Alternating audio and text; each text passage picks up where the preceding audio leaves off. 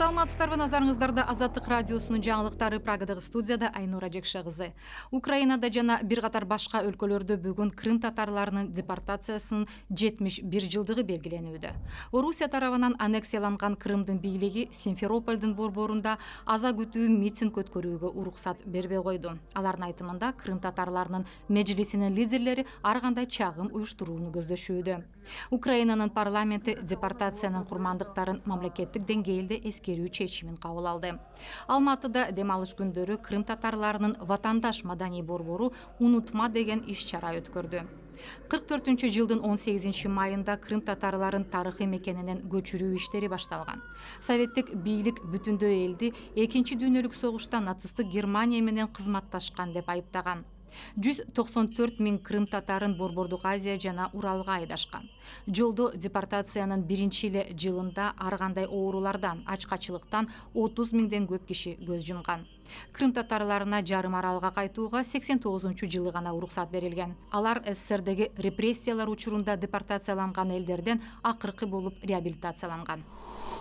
Йемендин баш калаасы Санаада кечээ бир нече саатка май куюучу станциялар ачылып, дароо узун кезек пайда болду. Ошол эле күнү 5 күндүк гуманитардык жарашуунун мөөнөтү аяктады.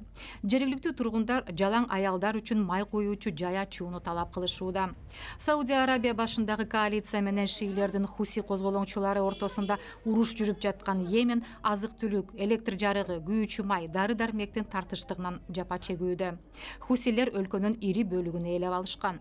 Саудия Арабия Иран козголоңчуларды колдоп, курал-жарак менен камсыздоодо деп айыптап келатат. Жекшемиде улуттар уюмунун Йемен боюнча атайын өкүлү гуманитардык жардам берүүгө шарт түзүү үчүн ок атышпоону узартууга үндөдү. Коалиция аба соккуларынан баштаган марттын этегинен бери 1600дөн көп киши окко учту, 6000дей жараланды, 10 000 деген адам үй жайын таштап кетүүгө аргасыз болду. Тажикстандын чукул кырдаалдар жана жарандык коргонуу комитети Рудаки районунда селдин кесепетинен 2 кыз каза болгонун билдирет. Комитеттин маалыматына ылайык нөшөрлөгөн жаан-чачындан улам сел каптап, түндүктөгү Истаравшан жана Ашт райондорунда жолдордун көбүн жууп кетти. Ушул тапта жаратылыш кырсыгынын материалдык чыгымы атайын комиссия тарабынан саналып жатат. Истаравшандын жашоочулары кеминде 11 машинени суу алып кеткенин айтышууда. Өткөн жумада Кубодион районунда селден 6 жашар бала набыт болгон, бир нече киши жабыркаган, ондогон үйлөр жарым-жартылай урап калган.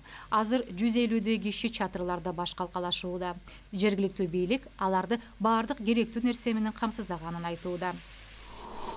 15 майдан тарта Өзбекстандын баш калаасында муздак, ысык сууга жана борбордук жылуулукка жаңы тарифтер киргизилди. Бул тууралуу Таш Теплоэнерго жана Сувсоз компанияларына шилтеме берип, жергиликтүү маалымат каражаттары жазышууда. Борбордук жылуулукка эми мурдагы караганда 11%ке көп төлөшөт. Буга чейин акыркы жолу тарифтер өткөн октябрда көтөрүлгөн. Адатта мындай баалардын кымбатташы пенсионерлер өңдүү калктын аярлуу катмарына катуу тиет. Минималдык пенсия Өзбекстанда 231 000 сум же $40 түзөт жана көпчүлүк учурда кечигип берилет. Ушул жана башка жаңылыктарды адаттагыдай эле Азаттык чекит KG сайтыбыздан таба аласыздар. Саламатта калыңыздар.